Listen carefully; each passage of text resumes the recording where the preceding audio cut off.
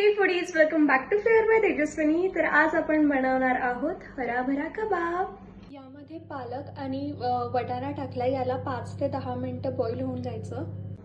पालक आणि वटाणा बॉईल होते तोपर्यंत आपण पनीर किसून घेऊयात। पालक आणि वटाणे छान बॉईल झालेत, आता याला आपण याच्यामध्ये काढून घेऊयात कटोरीत आणि मग याला मिक्सरमध्ये बारीक करायचं।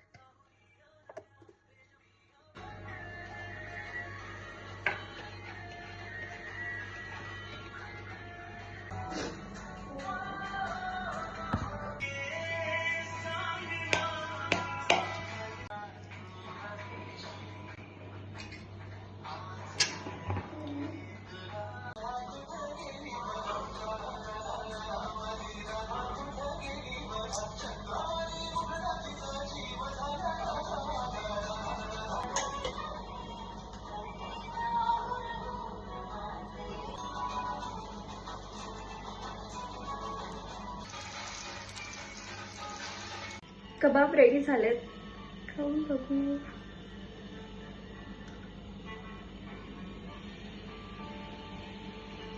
छान झालेत, फक्त थोडंसं मीठ कमी आहे। Like share subscribe, bye.